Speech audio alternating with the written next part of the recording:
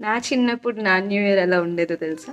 31st morning school ఉంటే స్కూల్కి వెళ్ళడం, ఫ్రెండ్స్ అందరు కలిసి ముగ్గులు ఏవేవో ప్రాక్టీస్ చేస్తుంటే వాటిని నేను పేపర్ మీద ప్రాక్టీస్ చేసి, అలాగే మాకన్నా పెద్ద అక్కలు 10th 9th చదివే వాళ్ళు మా స్కూల్ గేట్ దగ్గర పెద్ద ముగ్గేసేవాళ్ళు.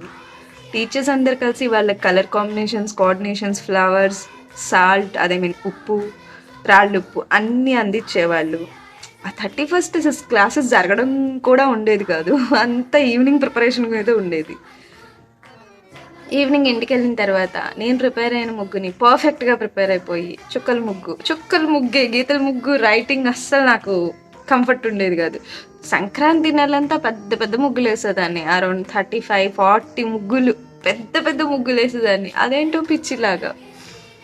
తర్వాత న్యూ ఇయర్ ముగ్గు వేయడం, అందరికన్నా నీట్గా వేయాలి, బాగా వేయాలి. ఎప్పుడు గుర్తుండే ముగ్గు 2 బర్డ్స్ ఉన్న ముగ్గు నాకు చాలా నచ్చుతుంది. అది ఆ ముగ్గేసి ఆ లైన్ మా సందు మొత్తం మీద నాదే బాగుందా, నాదే బాగుందా, నాదే బాగుందా అనుకోవడం. 11:30 వరకు కూర్చొని ముగ్గేసుకుని అందరివి చూసి అందరి కలరింగ్స్ని కొందరిని జస్టిఫై చేసి, కొంతమంది బాగుంది నాకన్నా బాగుందని ఈర్షపడిపోయి ఎంజాయ్ చేసేదాన్ని. అప్పుడు కేక్ కటింగ్ కన్నా కూడా ముగ్గే సాటిస్ఫాక్షన్. చాలా బాగుండేది. Happy new year. 2024లో నేను నేర్చుకున్నాయి చెప్పనా? మనీ పోయిన 2023లోనే చాలా నేర్చుకున్నా. 24లో నువ్వెంత ఒక మనిషిని నమ్మినా ఆ మనిషి మనస్తత్వాన్ని నువ్వు మార్చలేవు.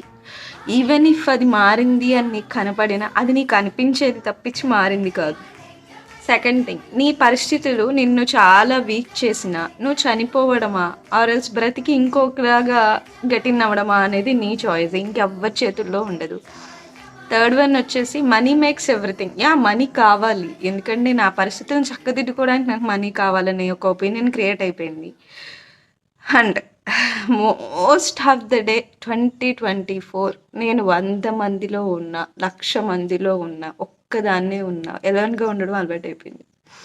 నేను ఎంజాయ్ చేస్తా దట్ మూమెంట్ అంతే. నెక్స్ట్ మామూలుగా నాకంటూ ఒక లోకమే ఉండిపోయిద్ది. అండ్ స్పిరిచువాలిటీకి నేను బాగా, దైవానికి బాగా కనెక్ట్ అయ్యాను. ఆయన ఎప్పుడు ఏదన్నా ఉంటే నా డీపీ ఎప్పుడు కృష్ణుడు ఉంటాడు, ఆర్ఎల్స్ బాబా ఉంటాడు, ఆర్ఎల్స్ ఎనీ గాడ్. నేను వాళ్ళతో మాట్లాడతా. ఇట్స్ నాట్ ఏ పిచ్చి. ఒక మనిషి జనాలను చూసి చూసి పిచ్చెక్కిపోయిపోయి ఫైనల్లీ తన దేవుడి దగ్గరికే వెళ్ళాలి. అది మనకి ఆ కనెక్ట్ అయ్యే పాయింట్ వచ్చేంత వరకు మనం ఇలానే ఉంటాం.